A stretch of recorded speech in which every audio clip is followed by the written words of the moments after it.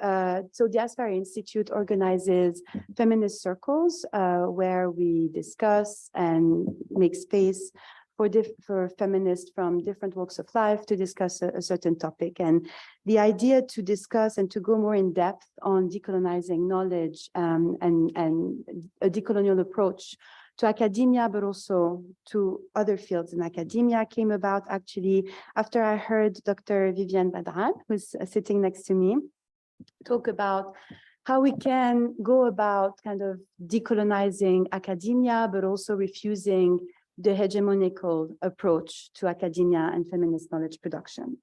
And so that gave me a lot of food for thought. And I thought, and I also come from more of a sexual and reproductive health perspective, where more and more indigenous activists and feminist sexual and reproductive rights defenders want to kind of deconstruct the usual way that we have been approaching these issues, really focusing on a liberal understanding of what knowledge is, and trying to have a more intersectional approach to these issues. And so it got me thinking that hegemonic colonial powers and elites have historically defined the parameters of what is deemed acceptable knowledge and how we produce knowledge.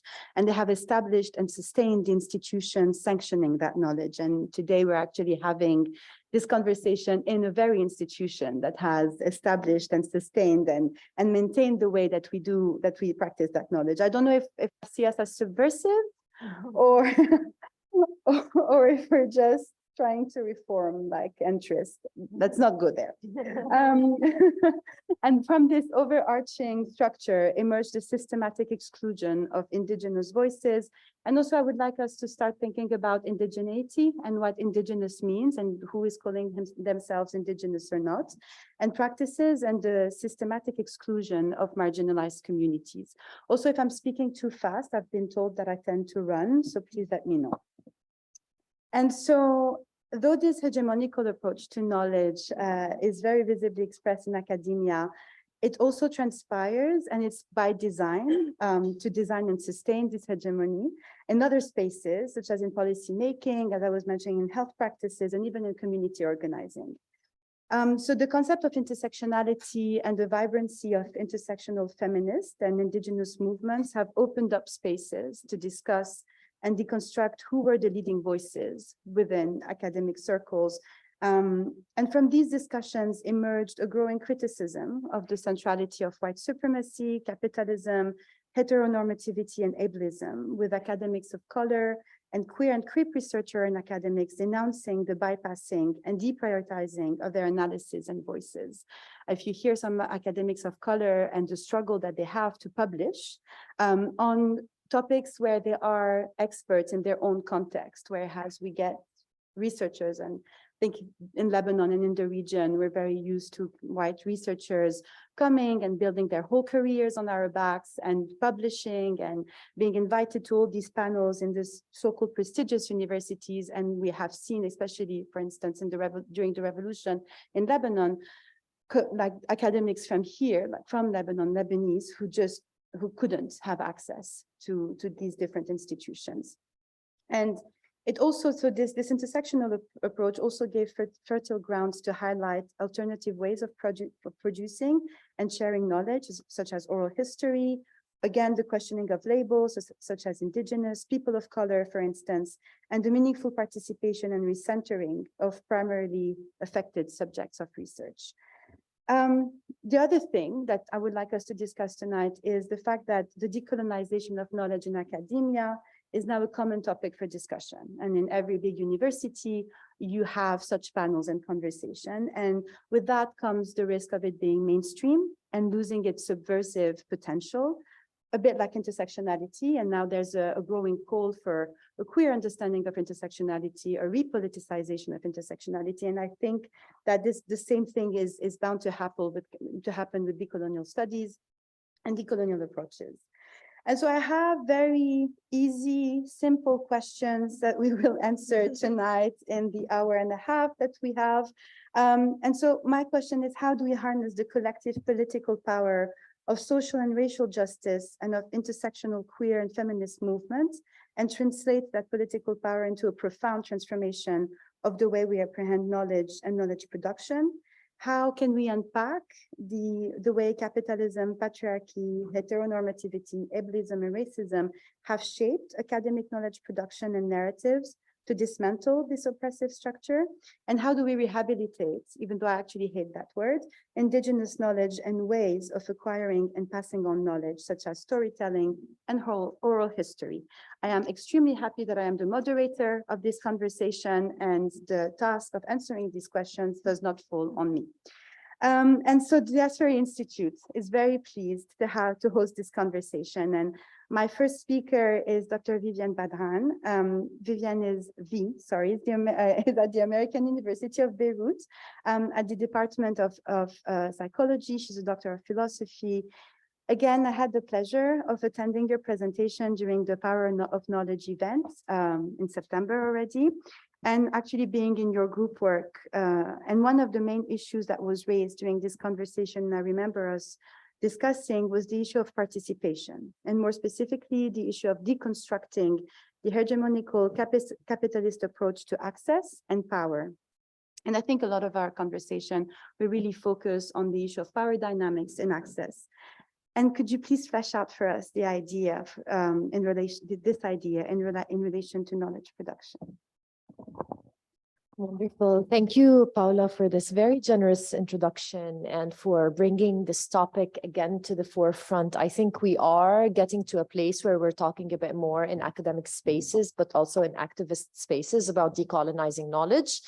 But we haven't really fleshed it out to the extent where we are starting to practice, right, what decolonizing knowledge means. So I'm going to take a step back and lay out the problematic itself, lay out why knowledge is colonial, how it follows neoliberal means of production, and then I think the other panelists will tackle the task of pushing the envelope and suggesting ways in which we can actually decolonize knowledge and make sure that knowledge production is participatory and indigenized in the ways that it could be. So I'll tell you a bit more about myself. I come from the outskirts of academia. So I'm a Palestinian, third-generation Palestinian refugee in Lebanon. I am genderqueer and queer. I come from a working class background, and I was the first person in my family to ever go to college. So for me to occupy this space is very challenging intellectually, but also materially, because I do not really belong, but yet I'm forging space for folks like me in the academy. And the academy is, you know, the ivory tower, the utmost manifestation of what it's like to have hierarchies in society, I think. And I'll take that as my starting point. And I will focus on academic knowledge production because that is what I know and that is what I do. But in some spaces, I will also mention how this applies to knowledge produced by organizations and institutions outside of academia as well. Most academic knowledge is produced via what we call a weird framework, right? A westernized, educated, industrialized, rich, and democratic contexts. So most data is produced by researchers working within those contexts and within institutions in those contexts, but also produced on subjects who are from those contexts. And within psychology, because I'm a social and political psychologist, we tend to assume that the findings that we're getting from our research represent human universals, right? They don't really. They represent a very small sliver of what the human experience could be like. So I'll unpack this by answering a series of questions.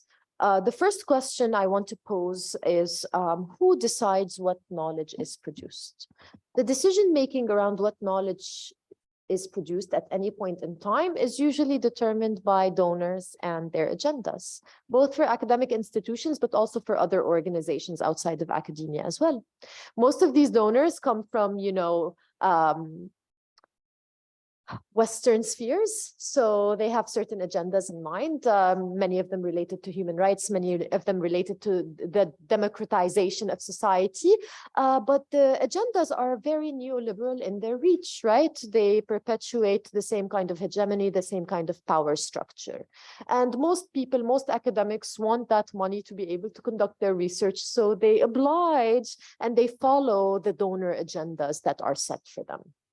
Now, the second question is, who produces academic knowledge? Most academic knowledge is produced by white researchers who happen to be men, who come from European backgrounds, regardless of who the subject or what the subject of study is. Most of these researchers happen to be in elite institutions in the global north.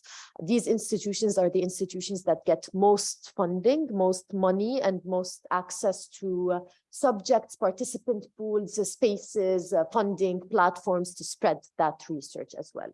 And most research is produced in very restricted number of labs that happen to be, you know, in the Ivy Leagues of the world, in the top echelons of the ivory tower. Now, it's also important to think about so who is producing knowledge? It's these researchers. Where is most of this knowledge produced? In the global north. Even if it's knowledge produced about global south dynamics or phenomena that are indigenous to our regions, for instance, most of this knowledge is still produced and disseminated in Western circles, in the global north, in academic institutions that are not accessible to the people who are the main beneficiaries of this research, but also the people that we use to extract this information, right? So there's this extractivism that happens. Let's say someone wants to study the resilience of the Palestinian people, right? It's a very hot topic for a lot of the researchers, very fetishized. You see, you know, groups coming in or researchers coming in from the United States or from various Western European countries, coming in, you know, going into refugee camps, talking to Palestinians. After they finish and produce that piece of research, right, they write up their results, they do their interviews. The participants never even know what the knowledge that was written about them and extracted from them is. How is this knowledge communicated? It's communicated in academic peer-reviewed journal articles. Each article, to purchase an article, it costs what, $30, and you have to have access to the internet and to debit cards to be able to pay for the access of the article, or you have to be in a top echelon university that is subscribed to those journals and can give you access to those articles. So the people we are grabbing and extracting this information from do not even benefit from our research in any way, shape, or form. So this is a process of extractivism that's heavily practiced in academic spheres and is quite oppressive, especially when we're trying to indigenize knowledge. Now, I think one of the more interesting dynamics around the neoliberalization of academia and academic knowledge production is the why. The question of why people produce knowledge, right? Why academics specifically produce knowledge. There's a very, I don't know if any of you have heard of, many of you might have heard of it actually, the expression, this expression is very commonly used in North American academic circles, and it's publish or perish, right? You either publish in peer-reviewed journals that are top tier, or you perish as an academic. You don't get tenure, you don't get access to grants. If you're unpublished, you're irrelevant in academia. So Western academia, or academia in the United States more prevalently, is all about quantity, all about you being able to get your name out as an individual researcher. So in a sense, academic knowledge production loses the purpose of what are we trying to answer? What are the questions that are important? Is our work meaningful on the ground? Does it have impact? It stops being about that, and it becomes about, you know, how many papers as first author have we published this year? And is this enough for me to get tenure? Is this enough for me to land the next big grant? So the purpose of academic knowledge production is more about individual career advancements in our day and age, working in late stage capitalism, you know, under the neoliberal model of the university. It's really all about individual advancement rather than about the generation of culturally grounded indigenous knowledge that is meaningful, that has impact, and that could really be of use to the people we are studying. the context that we are investigating. So I think this detachment of the academic as an investigator, as a researcher, from the context, from being on the ground, and this focus on individual career advancement is one of the biggest hurdles we face in producing knowledge that is meaningful, that is indigenized, and that is rooted in cultural dynamics. And to me, that is the main problem, is that we are mostly producing knowledge for individual career advancement. We are approaching the knowledge production from the lens of extracting information. We also value, at least I can speak about the social sciences, we value research methods that are that practice scientific mimicry, right? So we favor quantitative methodologies over qualitative methodologies. We favor experimental research that is akin to the natural sciences over oral history or phenomenology or grounded theory. So we have this imbalance in terms of what knowledge is considered important and useful and impactful, and that is quantitative knowledge, knowledge that mimics, you know, European ways of being or the colonizers' way of being, as opposed to traditions that are rooted in our day-to-day cultural practices like oral history, like narrative research. These are tools that we've practiced generationally in our region. For example, as a Palestinian, I know a lot of for instance, I've never been to Palestine, right? Born and raised here, but I have a very solid understanding of what the homeland is, what Palestine looks like, feels like, smells like even, and that all came from oral history. I learned about what it's like to experience home or belonging or a cause, right? Or a drive for movement building even, because of things that were transmitted orally to me by my parents, by my grandparents, by our surroundings in our extended family. I could have not gained that knowledge if I, you know, read a paper by, you know, ex-white person who has written about Palestine and the Nakba, right? It's not possible. So I think a lot of our conversation could be steered towards how can we move away from these hegemonic means of knowledge production? How can we move away from this scientific mimicry?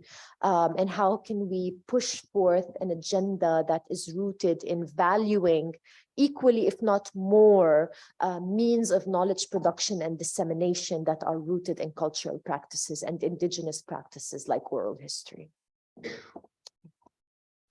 Thank you so much, Vi. And as you were speaking, I think there are 4 elements that really jumped at me. First of all, the donor dynamics that you have mentioned, and thank you for going beyond academia. Coming from civil society organizations, we have seen time and again, and we continue to see the harm that donor dynamics impose on civil society fabric, especially for countries of the global south. And I think it goes hand in hand, and we were talking about this actually yesterday with my colleague and friend Carrie, who's here with us from South Africa today, about the accountability that in terms of before the neoliberal donor dynamic had been imposed on us, we used to be accountable to our comrades, we used to be accountable to each other, and now the accountability goes to the donors. And what does that create in terms of dynamics within movements? The other theme that you have lifted that I think we should keep in mind for the rest of the conversation is the issue of extractivism. I mean, I cannot hear one more woman, refugee women, who keep saying, I'm done giving interviews to these people. They come and they ask me to re-narrate for them time and again my stories of displacement, my stories of despair, my stories of sexual and gender-based violence. And it's pure extractivism, because these people come and oftentimes with terrible guidelines as to how to conduct these interviews, and then they just put them in their little papers and PhDs and go on about their lives. And then what happens to the woman has actually enabled them. And I think another thing that actually runs a bit contrary to that logic of extractivism is the issue of, you were mentioning the importance of oral history, and I cannot agree more, but at the same time, as feminists, we know that when women come and tell their stories, no one believes them. Mm-hmm. So you don't want to consider oral history as completely legitimate source of knowledge, but at the same time, when you actually need it, then you have no problem extracting those stories from women. So how can we as feminists actually denounce both and come up with another way that is the centering and that is believing our own histories and tradition?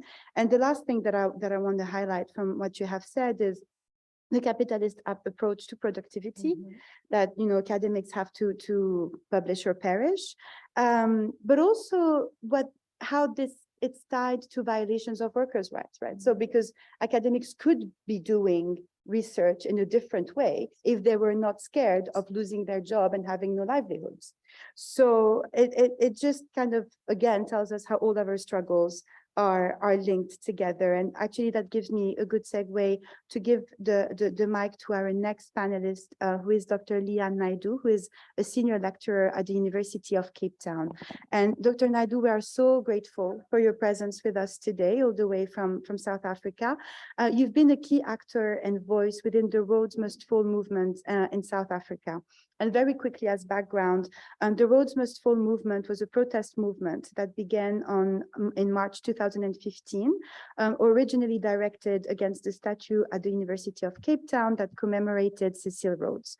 The campaign for the statue's removal led to a wider movement to decolonize education across South Africa. The statue was eventually removed. And Dr. Naidu, you have been a key voice within the movement. And can you please tell us more about how the movement coalesced around the dismantlement of colonial structure within the education system in post-apartheid South Africa? Thank you.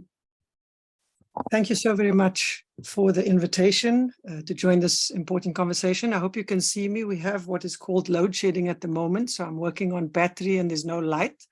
So as much natural light we'll use as we can.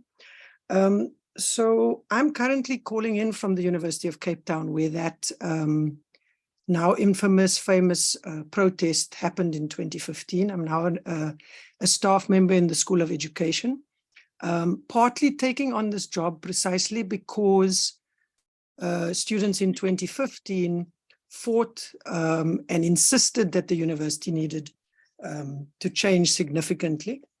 So just to give those a little bit of background, I'm going to focus in on that particular protest and the ways in which students and their allies coming from academic staff as well as administration and technical staff supported a rethinking and a re-critique of the institution post-apartheid. So the statue protest was quite symbolic, and it, as you mentioned, was catalytic to a re-emergence of this question of what is decolonization and how does it relate to South Africa post-apartheid. It was creative and performative in the sense that it was not only critiquing a colonialist and an imperialist, Cecil John Rhodes, in the middle of a university post-apartheid. So it was not only saying that this is inappropriate to still be glorifying this kind of figure. What it was also doing was the protest itself was feces or shit collected in township or in poor Black working class spaces because there's no running water and electricity 25 years post-apartheid, there's a bucket system. And so a student went and brought the shit of Black and poor life post-apartheid from the ghetto, from the township to the mountain and to the elite white liberal institution that UCT was. So that protest itself was doing two things. It was a critique, but it was also saying, we don't only want to say what is wrong here, we also want to open up and say, look at the conditions of Black life post-apartheid. So it was catalytic because, as is always the case when things explode, there were many smaller groups organizing at the university. The university as an institution remains probably the factory of assimilation into hegemonic life. So it is at the university that young people are brought in and assimilated into the status quo through this idea of what our previous speaker spoke about, powerful scientific knowledge. This is the kind of knowledge that you need to know. It's the powerful knowledge. And so when you get this, you're now going to get a job and so on. So what students do is to say that actually we refuse this assimilation. We refuse on a number of levels. And the first powerful thing that happens, they're refusing and critiquing the institution as a colonial institution, but they also are drawing links between that institution and the state institution. So in the beginning, everyone is happy and supporting this critique of racism, critique of colonization. But when students start drawing relations with workers and start critiquing capitalism, when students start drawing relationships with LGBTIQ students, so the intersectional analysis that starts to develop in the wake of this protest against the statue explodes it to questions way beyond just the figure of the statue. And what it then also does is students take over the university, and a major means of doing so is the occupation of the management building. And in occupying, students with support of Black academics and also poor and Black workers who are what is called outsourced at universities, where universities want to keep feeling like they are liberal and they're even progressive, so they pay their staff well, but then they use this methodology, which is a corporate one, to pay a company, and that company can treat their workers as they wish. And so it separates out poor Black people from belonging at this new institution. So there's a critique against all these kinds of hierarchies and oppressive instances happening at the university post-apartheid, and how students use the space of the university becomes really important. In Occupy, what becomes very important is students saying, this is how we believe we want to be taught. And so the front and center becomes a battle between what we call powerful scientific academic knowledge and the experiential knowledge of people who were historically excluded from universities under apartheid and during colonialism, but are now in the main sitting in elite institutions and starting to point to the various issues there. And how they theorize this is through connecting, so bringing experiential knowledge of what they termed Black pain. So here, the relationship between knowledge of resistance, theorized knowledge, even academic knowledge of social movements, of anti-colonial struggle, of anti-racist work. Students are studying this, but alongside studying this, internal to the occupation, they are creating a pedagogical space that asks us to do so much more. And this is not new to us. Feminists and queer theory and others have shown the limitations of Western kind of scientific knowledge that just wants to focus on the rational. So students take control of their own education and start insisting that the kinds of conversation we need to be having at universities need to be different, and start experimenting with that. They do this through education and writing subcommittees. So the production of knowledge about their social experience and their social analysis of the conditions of post-apartheid become central to them and starts to spread outside of just the university. About 6 months after that protest that we're speaking about, that was the formation of Rhodes Must Fall, universities across South Africa explode in what was called Fees Must Fall. So the student movement has this double two strands. So the decolonial strand is the first one, and how this emerges is precisely because Black people 25 years post-apartheid are saying, how is it possible that our experience is still that we don't belong here, is still that we having to deal with racism, sexism, homophobia, and so on. So it is a critique of the transition out of apartheid, as well as a critique of the longer project of colonialism, modernity, and the way in which scientific knowledge continues to be hierarchized. So they hold both of these things in a very interesting way, such that it becomes massified and spreads across all universities, and the majority universities, which are historically Black and under-resourced. Here, there aren't that many white people, not many white academics, not many white students, but the experience of exclusion and the experience of only marginal cooptation into the hegemonic status quo brings students from poorer universities into the resistance, and it massifies. And the minute it massifies and students start asking questions about the privatization and corporatization of the universities, it then puts centrally the question of how neoliberalism. South Africa is always a little bit, we're a bit late to all the parties that happen. So our institutions, we're not quite bean counting in the way that you've described earlier, but we certainly can see ourselves on the path that others have already walked. And so what happens here is that we have these two strands, and this brings the intersectional question to the fore.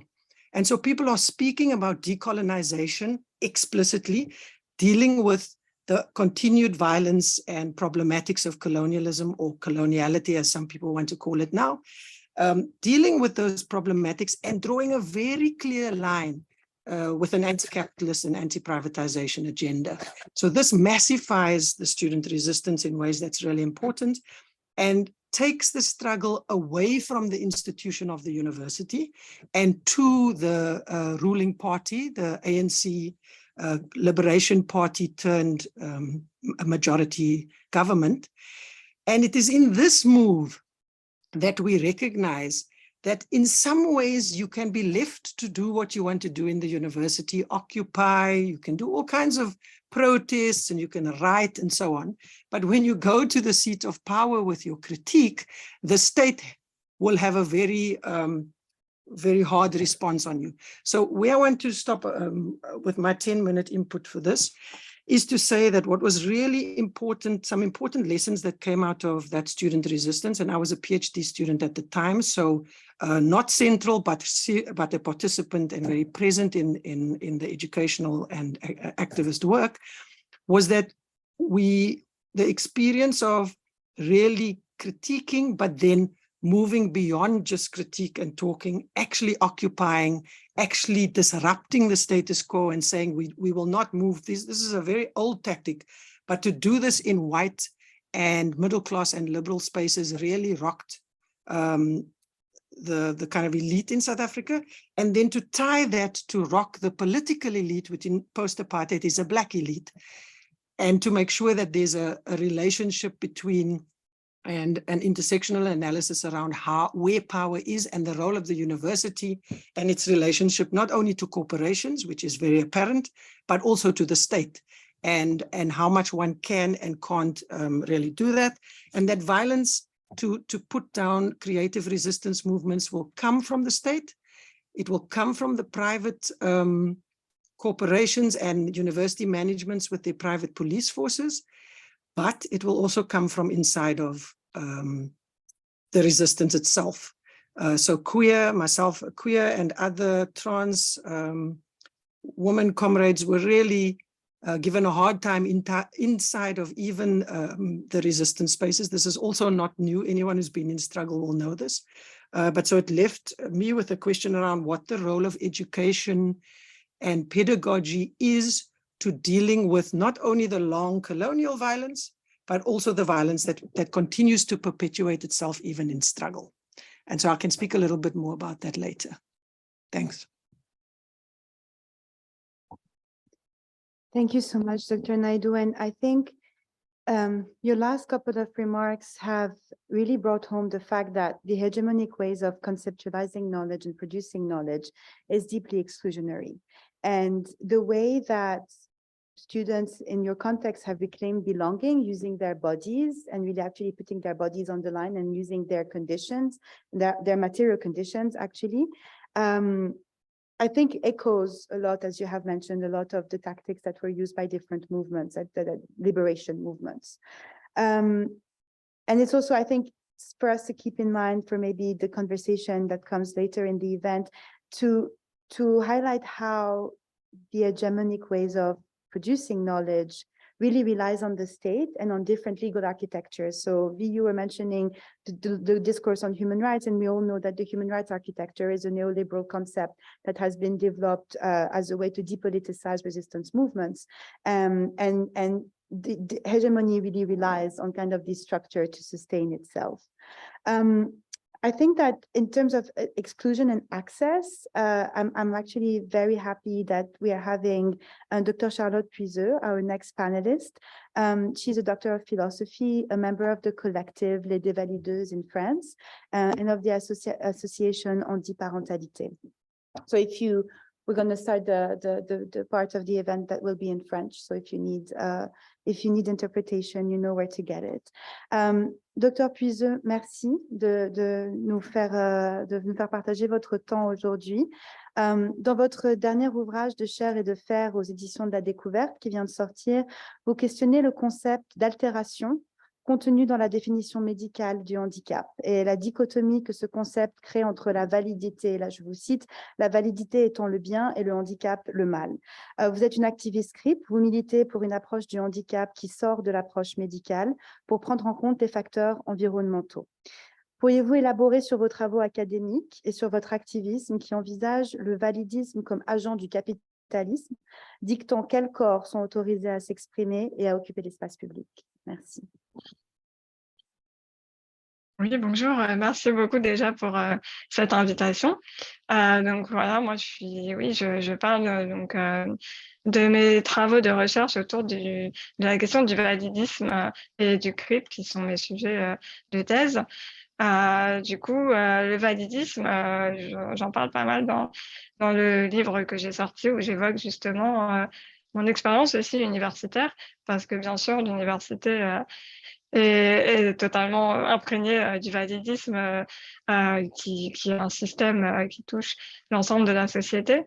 Donc je pense que pour commencer, je vais juste donner une petite définition de ce que c'est que le validisme. Donc, parce que je sais que c'est un mot qui n'est pas encore forcément connu du grand public. Donc, le validisme, c'est, pour faire court, le système d'oppression vécu par les personnes désignées handicapées. Donc, c'est l'idée que leur vie, en fait, vaut moins que celle des personnes dites valides. Donc, ça peut s'exprimer de multiples façons, hein, de façon très violente, mais aussi de façon beaucoup plus insidieuse. Et ça touche l'ensemble des personnes handicapées, là aussi à des degrés divers, mais l'ensemble des personnes handicapées et toutes les sphères de la vie quotidienne. Donc c'est vraiment quelque chose qui peut aller de l'école, justement, de l'accès au savoir, pour les enfants aussi, voilà, d'aller à l'école, de pouvoir apprendre, ensuite d'aller à l'université, de pouvoir trouver du travail, de pouvoir se loger, de pouvoir avoir une vie amicale, amoureuse, des loisirs, se soigner. Enfin, c'est vraiment voilà, tous les aspects de la vie quotidienne qui sont touchés par ce système de domination. Et l'idée aussi, c'est que ces situations de domination, elles sont dans le validisme essentialisé, c'est-à-dire qu'elles sont renvoyées en fait à l'individu, à son corps qui est défaillant et qui est justement jugé au prisme du médical. Le médical a ce qu'on appelle le modèle médical du handicap a une place très importante dans le validisme, et c'est à travers une vision médicale, les médecins qui vont évaluer selon des critères de capacité très précis quel corps, quel esprit aussi, quelle psyché sont handicapés ou sont valides, jugés dans telle ou telle catégorie. Et donc du coup, dans ce système, comme je vous disais, c'est renvoyé à l'individu. Et il y a une mise à l'écart de tout ce qui est social, en fait, d'une vision sociale du handicap qui, je vais y revenir après, va être élaborée justement par les activistes antivalidistes et va permettre un changement de paradigme. Donc justement, ce changement de paradigme, il a lieu dans les universités, notamment états-uniennes, dans les années 60-70. C'est ce qu'on a appelé le début du mouvement pour les droits civiques des personnes handies. Donc, il s'inscrit vraiment dans la lignée des mouvements pour les droits civiques des personnes noires de l'époque, etc. Donc, c'est vraiment dans cette mouvance-là. Et donc, on cite par exemple souvent l'université de Berkeley, qui a été un haut lieu de ce mouvement, donc d'étudiants et d'étudiantes, comme on dit, lourdement handicapés. Donc, c'est-à-dire qu'ils avaient besoin d'assistance dans tous les gestes de la vie quotidienne, hein, et qui du coup ont voulu avoir accès à l'université, avoir accès au savoir, sortir de ce qu'on appelle les institutions spécialisées. Donc les institutions spécialisées où on enferme les personnes handicapées, y compris pour tout ce qui concerne l'enseignement dès le plus jeune âge, hein, et puis après pour le travail aussi, etc. Donc ces activistes, elles ont voulu sortir de là et ont voulu avoir accès à l'université, faire des études supérieures, etc. pour ensuite trouver un travail.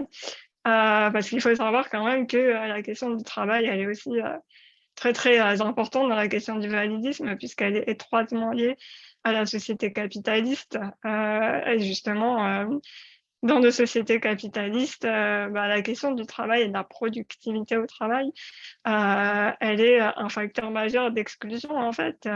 Donc, les personnes qui sont déjà handicapées, soit par une maladie, quelque chose, depuis longtemps, ou ne vont pas pouvoir avoir accès au travail parce qu'on va les juger improductifs, non rentables, et puis souvent il y a un problème aussi de formation, puisque le validisme, comme je vous disais, commence très vite dès la scolarisation, l'accès aux études. Donc il y a un manque de formation des personnes handicapées qui du coup ne peuvent pas postuler à des postes de travail où il faut avoir fait des études. Donc voilà. Et puis aussi, la question du travail, elle est très importante dans la création des handicaps, c'est-à-dire que on voit malheureusement beaucoup d'exemples de personnes valides, socialement valides, devenir handicapées suite à des conditions de travail très, très néfastes et très compliquées, que ce soit physiquement, avec des cadences très importantes qui usent les corps, mais aussi psychiquement avec des burn-out, des dépressions. Donc, le travail est aussi une des causes majeures, y compris aussi dans l'histoire du mouvement des personnes handicapées. Les accidentés du travail ont été un pôle majeur justement d'avancées, notamment législatives, sur les conditions et les droits des personnes handicapées. Donc du coup, comme je vous disais, des activistes anti-validistes ont, dans les années 60-70, voulu changer le paradigme qui était alors en place autour du handicap, à savoir le modèle médical du handicap, et ont proposé ce qu'on a appelé le modèle social du handicap. Donc là, l'idée, c'était vraiment de penser le handicap comme une expérience collective d'un environnement inadapté.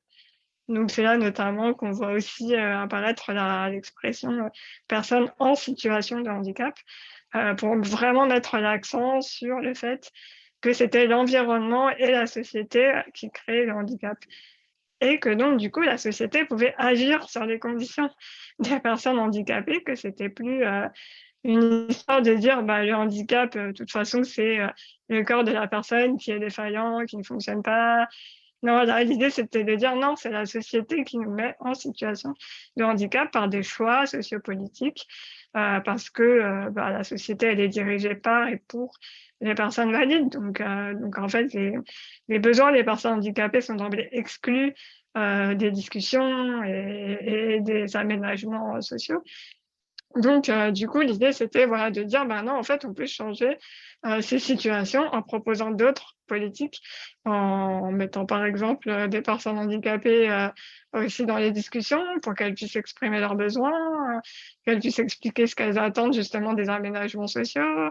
Donc, c'est encore loin d'être le cas, hein, mais ça serait l'idée, quoi.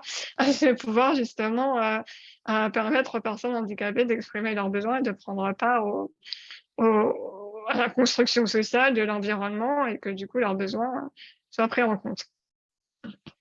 Donc tout ce modèle social, il a été étudié dans ce qu'on a appelé les disability studies, donc les études sur le handicap en France, traduit comme ça. Donc qui émerge vers la fin des années 80, donc pareil, majoritairement dans les pays anglo-saxons, et qui réfléchissent du coup à la place de l'environnement dans la fabrication du handicap. Alors après, je voulais aussi vous parler de l'importance des croisants avec les questions queer et féministes, et donc du mouvement CRIP. Moi, c'était mon sujet de thèse, ma spécialité. Donc du coup, c'est aussi un point du mouvement antivalidiste que je trouve extrêmement intéressant, parce que du coup, il s'inspire non seulement de tout ce que je vous ai raconté sur les rapports du modèle social, de la construction environnementale, du handicap et de la validité, qui sont donc, du coup des identités socialement construites, etc.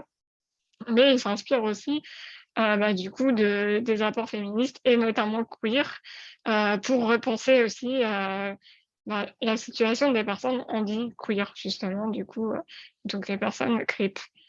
Alors, le mot CRIP, il veut dire estropié, boiteux, infirme, invalide. Donc l'idée, c'était comme le mot queer, de se réapproprier un mot insultant à la base, voilà, que les personnes valides utilisaient pour dénigrer les personnes handicapées. Et donc les personnes handicapées, elles se le sont réappropriées pour s'auto-désigner CRIP et du coup en faire une identité de fierté et voilà, pour se rassembler derrière. Donc dans le CRIP, la place de l'intersectionnalité, justement, est très importante, parce que il y a eu aussi une prise de conscience du fait que ce premier mouvement pour les droits civiques des personnes handicapées, dont je vous ai parlé tout à l'heure, dans les années 60, il était majoritairement tenu par des hommes blancs, cis, hétéros. Donc en fait, autour des années 90, il y a des militantes qui se sont pas forcément reconnues ou en tout cas pas totalement dans ce premier mouvement. Et c'est aussi ça qui a généré le CRIP, ce désir, voilà, de mettre en avant le croisement des oppressions entre le sexisme, le validisme, la queerphobie, le racisme, toutes ces questions. Il y a par exemple une troupe d'artistes qui s'appelle Synth Invalid, que moi j'aime beaucoup et que je cite dès que je peux, parce que leur travail il est vraiment génial. Donc c'est un travail artistique, c'est des performances, des spectacles qu'on peut voir sur Internet, et c'est une troupe CRIP du coup, donc qui explique justement les questions intersectionnelles, toujours en lien avec le validisme, hein, puisque c'est quand même le point central, et qui met aussi beaucoup en avant la question de justice sociale pour les personnes handicapées. Du coup, donc Sinsin Valide et d'autres ont mis aussi en avant les questions de handiféminisme que je voulais aborder rapidement parce que, comme Paola l'a dit, je fais partie d'un collectif qui s'appelle les Dévalideuses, qui est un collectif handiféministe. Et donc l'idée, c'était vraiment, voilà, de penser spécifiquement les intersections entre handicap et genre, et de mettre du coup en avant la particularité des expériences vécues au croisement de ces deux oppressions, parce que on sait maintenant que vivre une seule des oppressions, c'est pas pareil que vivre deux oppressions.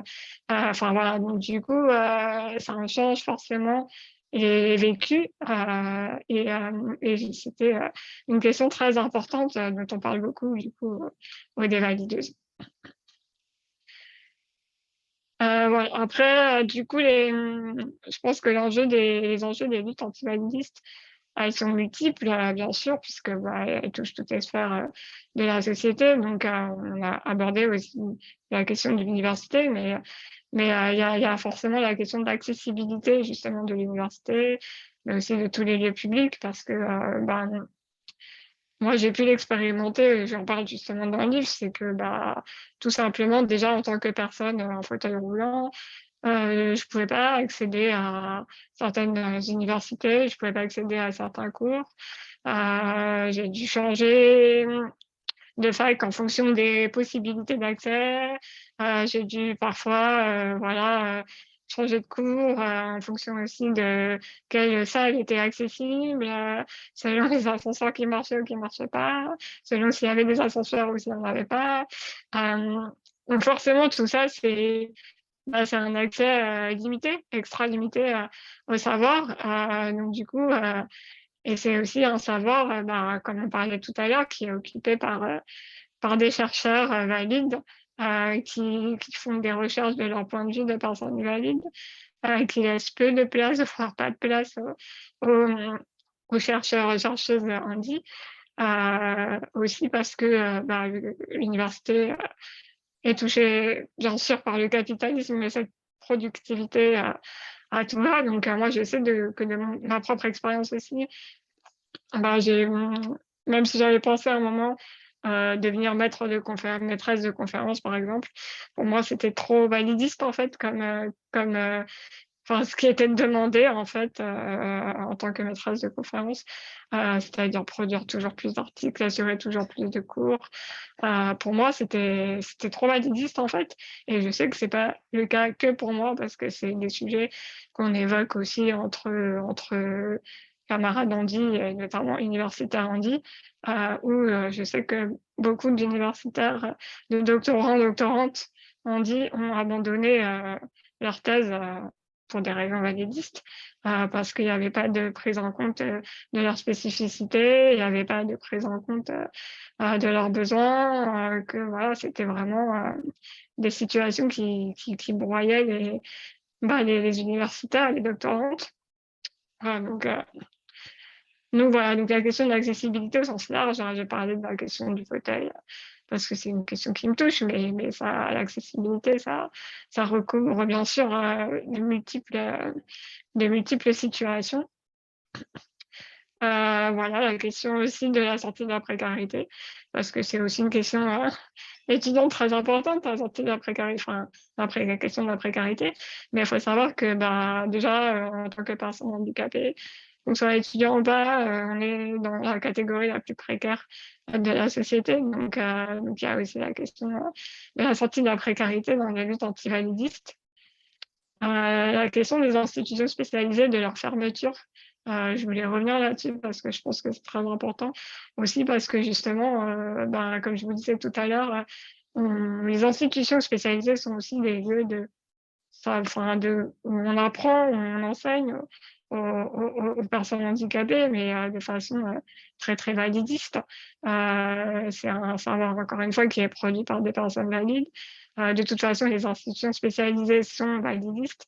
Nous, collectif les Dévalideuses et d'autres collectifs anti-validistes, on milite pour leur fermeture, puisqu'on estime que ce sont des lieux ségrégatifs, et pas seulement nous, puisque l'ONU a estimé lors d'une visite en France que c'était des lieux qui étaient contraires aux droits humains. Donc, c'est vraiment pas une lubie de quelques activistes antivalidistes que de dire il faut fermer les institutions spécialisées. C'est vraiment une recommandation internationale et ça a déjà été fait dans de nombreux pays, notamment en Europe. Et justement, le fait de pouvoir décloisonner la vie des personnes handicapées qui, quand elles rentrent dans ces institutions spécialisées, voilà, ils passent toute leur vie, en fait. Ils apprennent leur scolarité, ils restent pour travailler, ils vivent. Donc, c'est des lieux hautement ségrégatifs. Voilà, du coup, après, parce qu'ils m'ont dit qu'il ne reste plus qu'une minute, je vais finir rapidement. Si ça intéresse des personnes d'en savoir un peu plus sur le CRIP, il y a de nombreux textes en anglais, pas assez en français à mon goût, justement. Mais en anglais, vous pouvez lire les travaux d'Alison Keffer, Robert McCruer, Anna Molo. Et pour les personnes qui lisent le français, il y a le livre d'Elisa Roras, il y a le livre que moi j'ai sorti fin août, voilà, où je parle justement des questions validistes et des luttes anti-validistes. Voilà, je vais peut-être m'arrêter là du coup.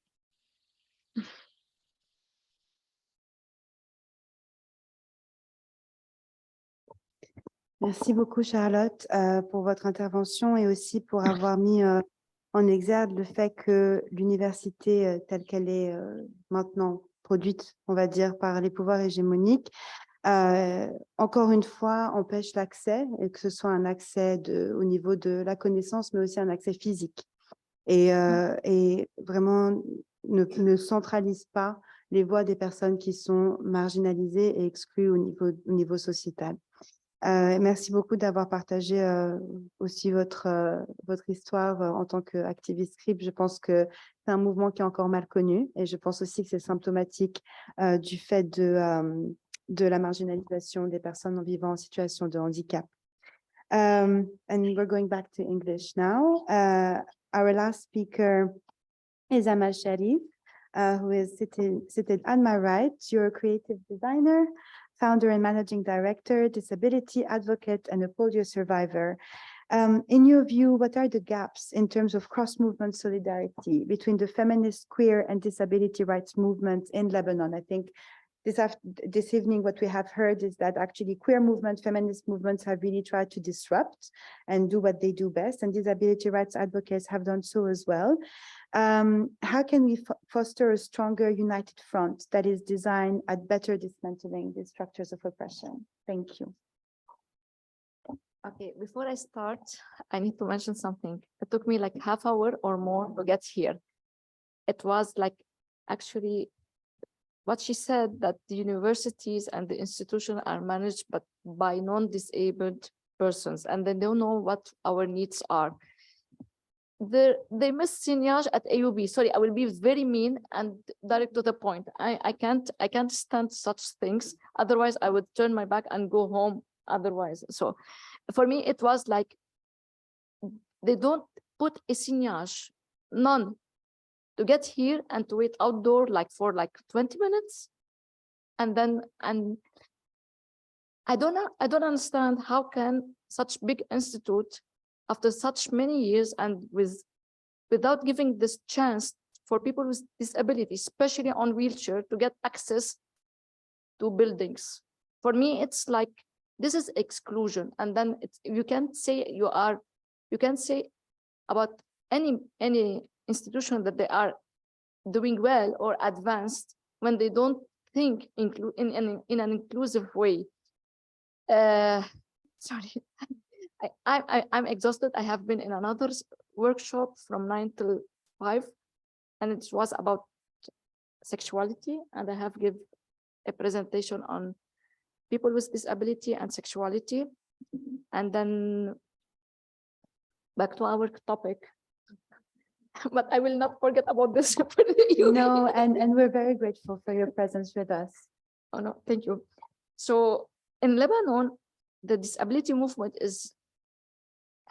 they have history, and then as I remember, they started like early in the 70s or during the Civil War, and then they have a strong and long history in activism, and they work on laws, and but what my comments on the work of organization of persons with disability is they don't work in collaboration, and they don't have the way that the American work, like in the state they collaborate, like the physical disability and the mental, or they make coalition to work, while here everyone is working on their specific agenda without thinking in a global way to push for a policy to enforce the government to follow a certain policy to improve the life of person with disability. Even if you look at the law 2022 issued in 2000, the disabled law, and then the government didn't apply it. They didn't implement the law. Even if you look at the AUB, they didn't implement the law. The government didn't implement the law. So do you expect from people as an activist that I will be too active if I don't have access to places? There is lack of accessibility. There is lack of accessibility to healthcare. If we start the most important institution for persons with disability to advance in their life is the education system and the healthcare. If we don't have access to these two facilities, then we will be behind we will be left behind. We won't have access to healthcare. We won't have access. You know what I have found in my research? Since I'm working on sexual and collecting information on the sexual health of persons with disability, you won't believe some women with disability, they went to healthcare to give birth. They couldn't find clinic accessible. We are so far from talking about our rights. This is the minimum that we are asking. We are asking about healthcare, education, and then we are so far. And now when we think, how many people trans among the disabled person we have? No one knows. How many HIV person with disability? No one has answers. How many queer within us? We don't have numbers. We hate numbers in this state. They are afraid from numbers. When we talk numbers, they look at you. So really, now after this long day and where I feel exhausted, really for us, it's now to think personally. I'm thinking in a different way, where I try to collaborate with minorities, trans, and they don't have to be person with disability, because from my perspective, if we have to think in different way, I have to work in intersectional directions where we can collaborate and collect data, and then based on the data we collect and the experience, life experience, I believe in life experience more than collecting data based on survey. Because if I will tell you that I was shooting a campaign the other day about awareness for women with disability. I have 2 young women, visual impaired, 17 and 18. One of them said, my mom took me to the dentist, and one of the customer there, he told her mom, why do you spend money on her? She can't see herself. And the other one, she told me, one of them told my mom, don't spend money on girl, spend it on your son. She's blind. We are still so far behind of talking about our rights, when there is among us people think that we don't deserve having healthcare, we don't deserve to get education, we don't deserve to have, even to live like everyone, to have access to everywhere, to have dignity. We are still looking for this after such long years of activism in Lebanon. We are still asking for our rights to implement the law, even they rectify the CRPD, and then it will be just paper. For us, there is no action of implementing any law in this country.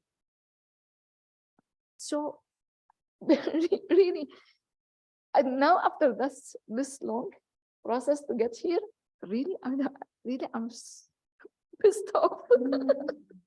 Sorry to say this, really. Yeah, I was like going to speak in Arabic because I was like, hey, for me, it's like, it's time to think in different, not only me, then they have the AUB, they should have person with disability from different disability where they listen to them and modify their building, the campus, and think about solutions. The solution should come from inner circles, and then it will grow out. Otherwise, personally, I am super angry from AUB. Sorry. So when I go to the healthcare, I have to fight. When I go to shop, I have to fight. When I go park my car, I have to fight. If I go to institution here, AUB, LAU, all the campus are inaccessible. Even the USG. I don't know. Do they have students on wheelchair? How many disabled students do they have the AUB? Do you have answers? Oh my God. Really, if you don't answer, if you don't have answer, what do you expect from such big institution? They don't have answer. Even if I go to a hospital, do you believe that we don't go to the examination bed. It's no.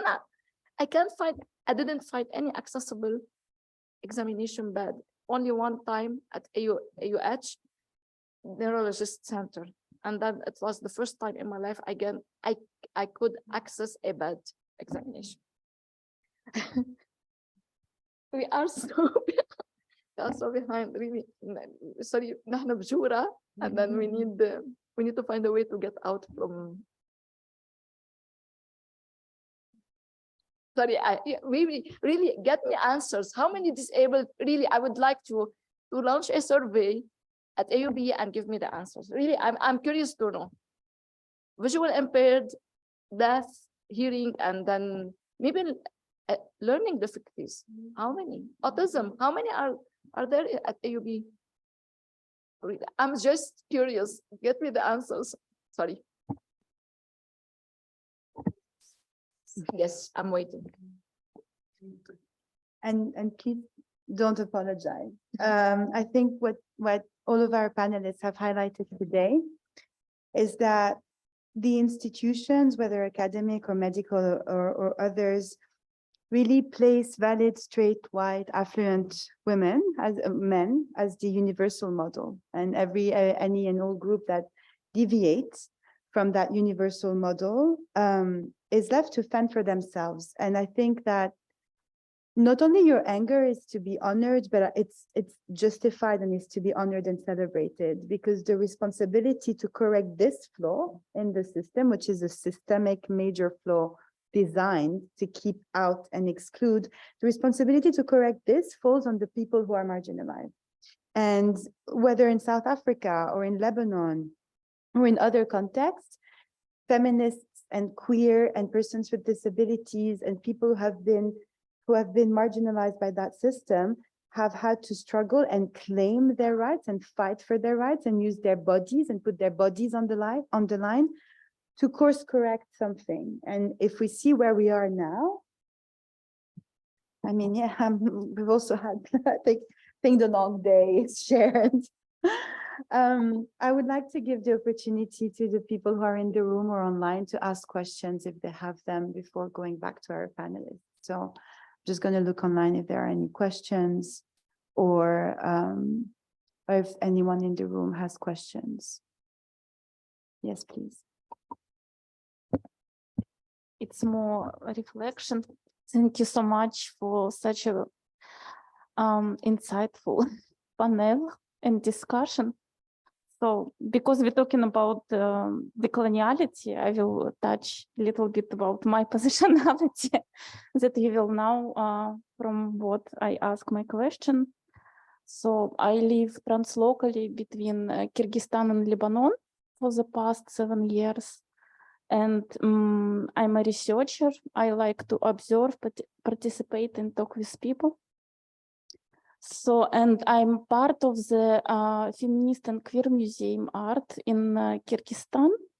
So, and my question is, so I also participated yesterday to the discussion and to make a dialogue between Global South, it's so difficult that as you mentioned, all resources on the Global North and accessibility, it's so difficult. So how to bring together intellectuals, agents, activists, artists from the Global South to make a discussion, and how to build dialogue among us. And because as you told, we also activists, so we don't have even time as a resource. So, so as you bring at the beginning, who, why, and for whom we produce knowledge, I also want to ask where we will have a discussion, on what language, because we all use English and it's quite unequal, to be true. We have actually, we have a lot of subjects to discuss, but so this is not the question. So I mean, the two of them, where we can have a discussion on what resources we will use, because our government's not supporting such discussions. So, and so how to make our dialogue possible? Sure. I mean, thank you for this intervention. And I think for a question that we've been as a collective and as individuals thinking about for a while now is how do we build South-South collaborations, right? And how do we make sure that these collaborations are sustainable, inclusive, and what have you? And I don't think we have all the answers yet. We're all under-resourced, overexploited, and are functioning within a very hierarchical system, especially when it comes to academia. But I think a good starting point, at least from my perspective, is we first need to also build regional alliances, right? We need to build regional advocacy before we can get to a wider network of South-South advocacy. And even at the regional level, we are still facing difficulties. I know a lot of what the Asfari Institute has been trying to do over the past year or so is try to build transnational dialogue by, you know, doing things like hybrid events, right? Or having speakers from multiple regions in the Global South get together and discuss and brainstorm and also connect and network and get together. So that's one strategy. But also if I take a step back, if we look at the regional networks that are in place, I think we need to strengthen a lot of regional collaboration before we get to the transnational level. And at the end of the day, you know, as activists, as feminist activists, as queer activists and advocates, we need to think in a transnational way. You know, we're all fighting against the tide of capitalism, and to be able to, as a collective of, for the most part, workers, right? Advocate for our rights, we have to think from a transnational perspective. So I think in spaces like this is a start, but we need to think of how to sustainably maintain this kind of dialogue and form larger transnational networks of activists and scholars, and also English, right? Even if we think in a different language, even if we talk in a different language, at the end of the day, we have to produce our knowledge in the colonizer's language, and otherwise it's not really put out there in the world. I would like to add, I was thinking to develop Arabic content, since we have lack in Arabic content toward disability, sexuality, and then really we have to think from different way, and then producing content in Arabic, it's a way to be a challenge, because I was looking for cripple or crip in Arabic. I couldn't find I know the meaning, but I couldn't find the right word. So maybe it's time for us to start thinking of developing knowledge in our language, so it will be accessed more by local and localized. Otherwise we'll be far from the audience and the end user. At the end, the knowledge it should be accessed by the stakeholders of the so this is in my opinion, it's the right way. I'm doing my best to start writing in Arabic about we need to invent a cripple for Arabic, by the way.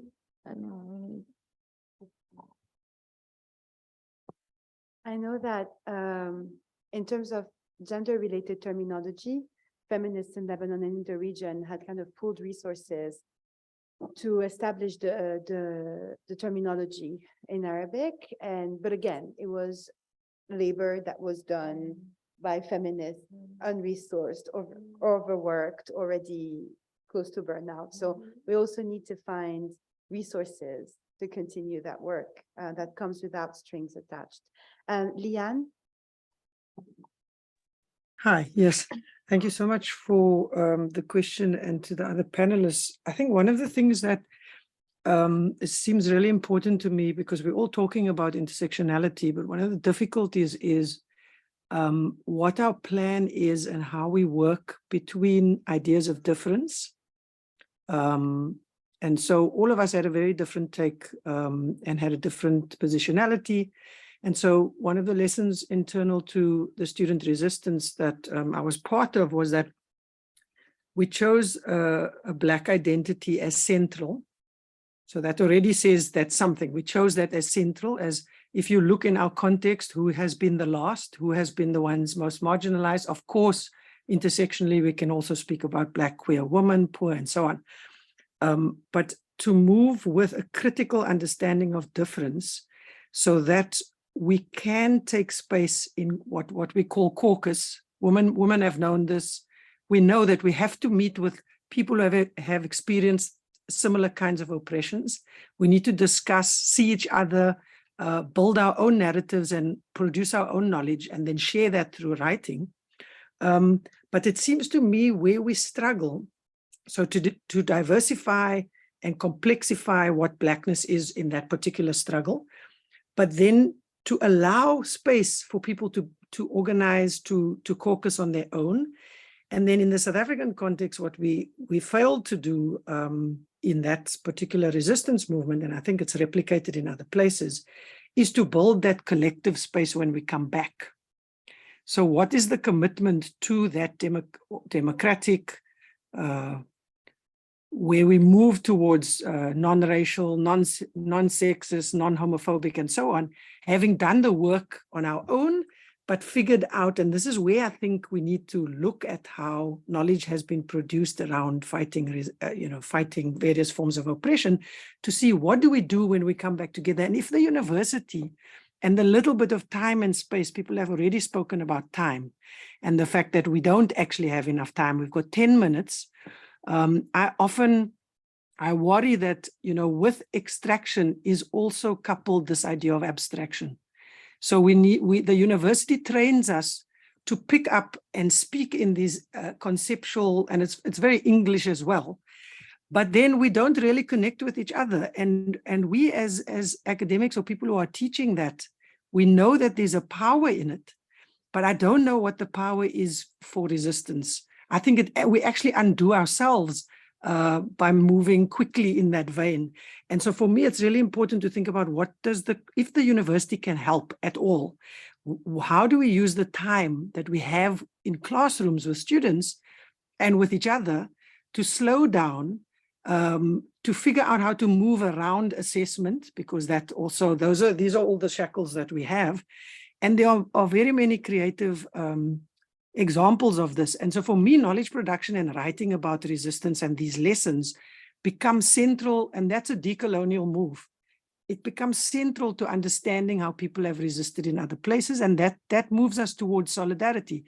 And so if there is a reason for something to not be oral, to be written, and to be able to be translated, then it is about trying to amplify these very difficult questions around how do we say intersectionality, provide space for people to go in their different directions, but then do the work to bring people back together, because as we see now, people are very issue-based. We're all issue-based. We all talk about our issue. And then we don't know how to come back together again because the university hasn't helped us. Sorry, I've been a bit long, but I thought we were raising that quite a bit. Thanks. Thank you so much.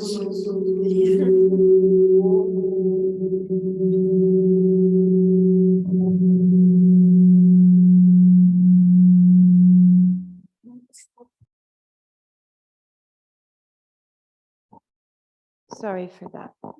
We are being haunted. We have a question from Deepika. Hi, Deepika.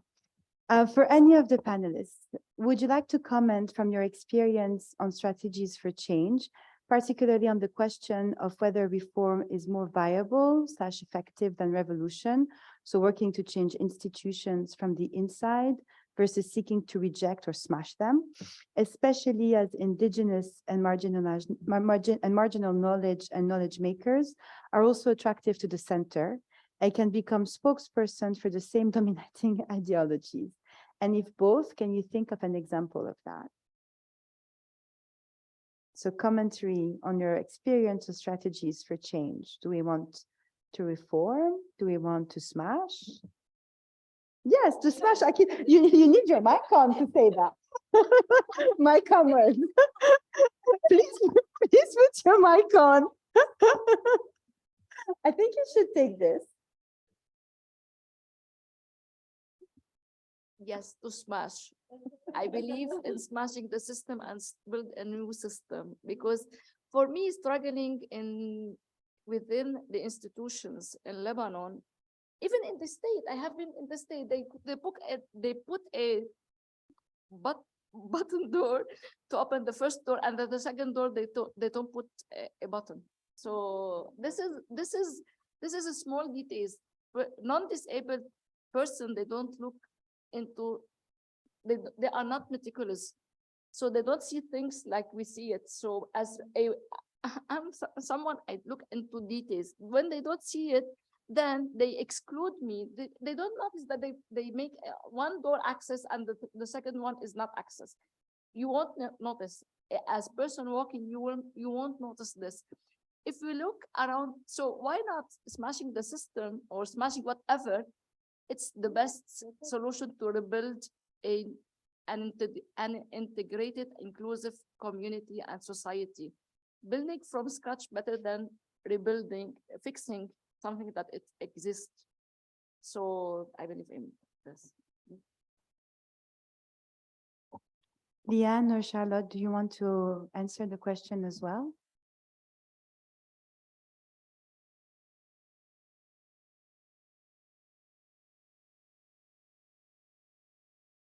Not sure if Charlotte wants to go. I've already spoken, but I have a. Also. Should I go ahead? Yes, please. I think Charlotte's. Oui. Go ahead, Charlotte. Oui. Alors, Charlotte et après Liane. Charlotte? Non, bah après, je suis assez d'accord avec ce qu'a dit la personne juste avant, que ça me paraît compliqué de bricoler quelque chose dans ce système, qu'il y a trop de choses qui ont été vraiment faites par et pour, comme je disais tout à l'heure, les personnes valides, que c'est une société qui est construite vraiment en fonction des besoins des personnes valides, et que du coup, je pense que vous regardez ce système, ça serait juste bricoler quelques améliorations pour se donner peut-être bonne conscience. Mais je pense que s'il y a une chose à faire et une chose à retenir, c'est souvent ce que je dis quand on me demande quelle solution on pourrait apporter pour qu'il y ait moins de validisme. S'il y en a une que je dis, voilà, pour résumer, c'est écouter les personnes concernées, à savoir les personnes handicapées, les inclure dans les prises de décision, arrêter de penser que justement c'est les personnes valides qui savent mieux que les personnes handicapées ce qui est bon pour elles.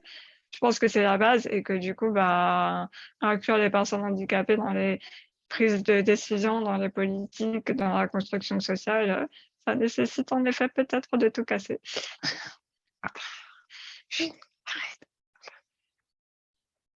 Voilà.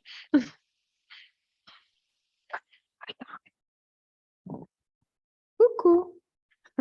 Ouais, c'est mon fils.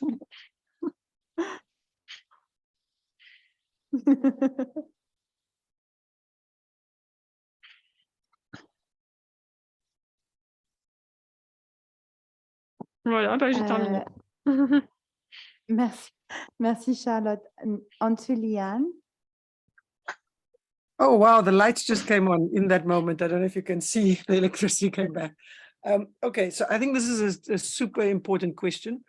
And I think it's Ruthie Wilson-Gilmore who speaks about non-reformist reform, and that in every moment we have to critically look at, are we reforming in such a way that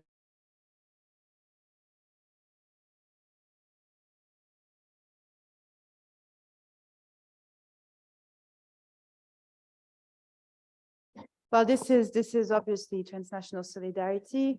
Lebanon, South Africa, même combat. No one has electricity. Yeah. Yes. They have this.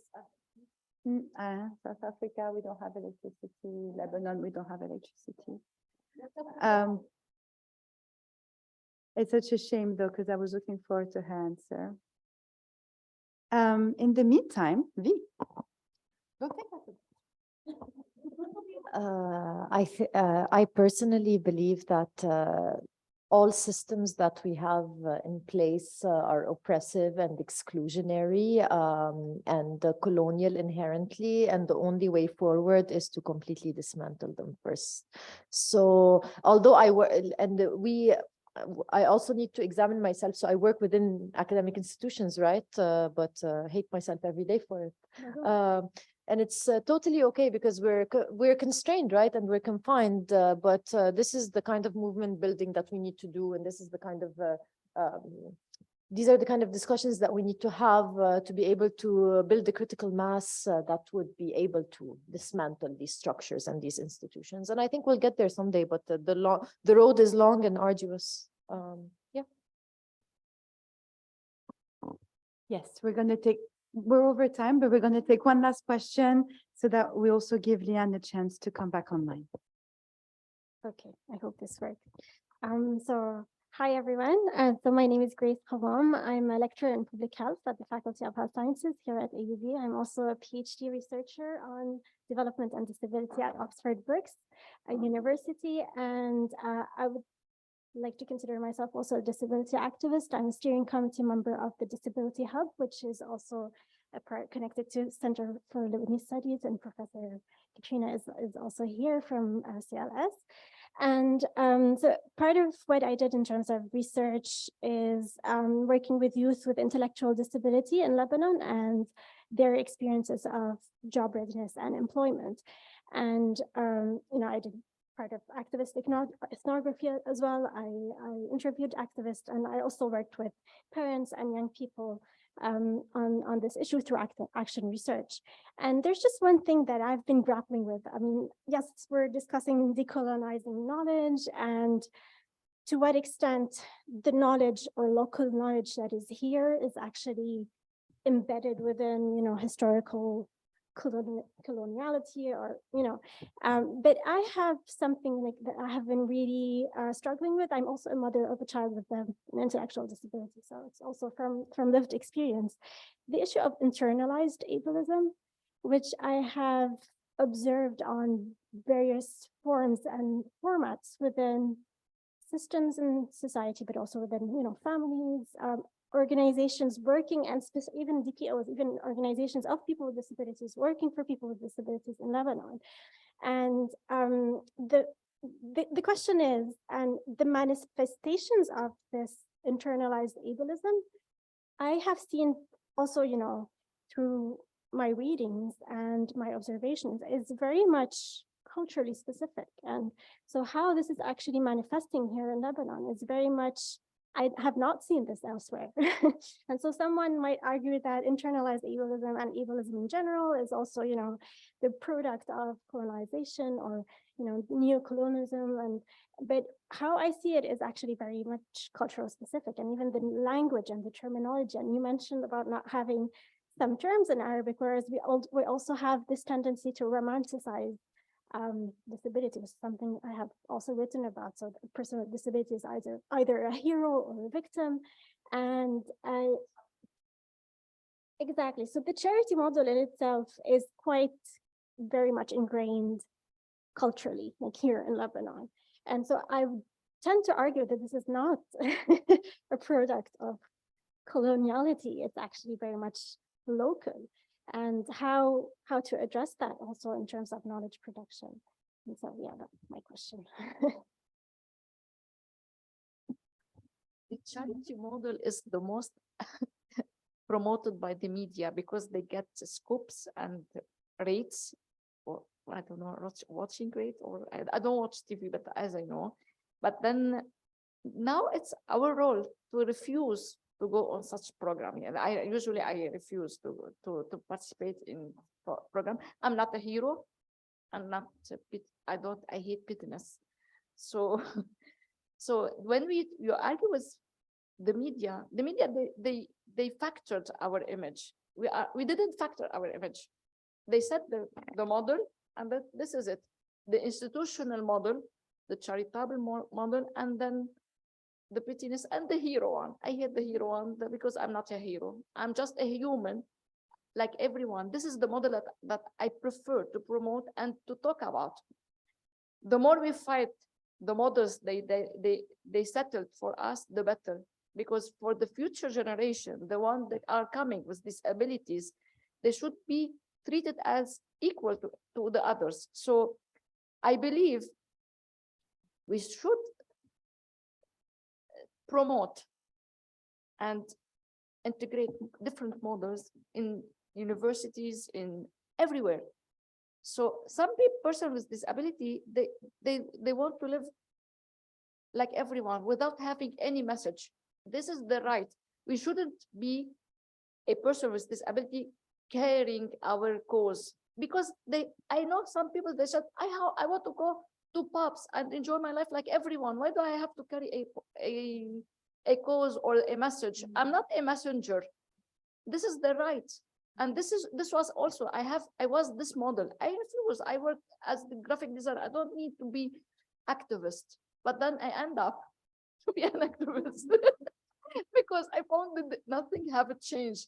But I believe it's our turn or role now to make the modification, to enable the others, the coming generation, to be humanized like everyone without carrying a cause, because the right is to live like everyone. This is how I see it.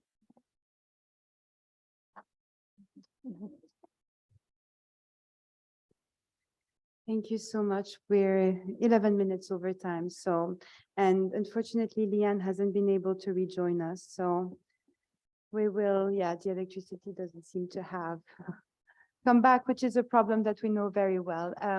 I would like to thank you all so much for a big thanks to our panelists, but also to the audience and for your engagement. And the few last words that I think I would like to share is this. I like what Leanne said about the ideas of difference. And I think that ultimately having a decolonial approach to knowledge production is also to understand differences and not let differences prevent us from actually organizing together and mobilizing together, because capitalism and neoliberal policies play on these differences. And actually it is by design that the more we are divided, the less we are impactful. And something you said, Vi, that you hate yourself every day for coming to this place, and I hate myself every day because I have to engage with the UN. But full disclosure, and yes, it's okay. It's okay, she says very caringly. It is okay because, like, as you know, my comrade Karl Marx said that under capitalism there is no ethical consumption. So under the society that we live in, we all have to make compromises, and we have to exist in this capitalist, racist, ableist, homophobic, transphobic society, and until we bring about the revolution, we will have to live there. So it's okay, basically. And maybe a way forward, and that was the same conclusion that I gave yesterday, would be to build a feminist international, so that we would have our transnational networks of solidarity and be able to create a united front amongst different movements. And it sounds like a dream, but I actually think that we can actually make it happen. If they did, if the comrades did more than 4 internationals, and I think we can do a feminist international. So again, thanks to everyone. And we will post a link, I think, with the recording of the event. No, it's enough.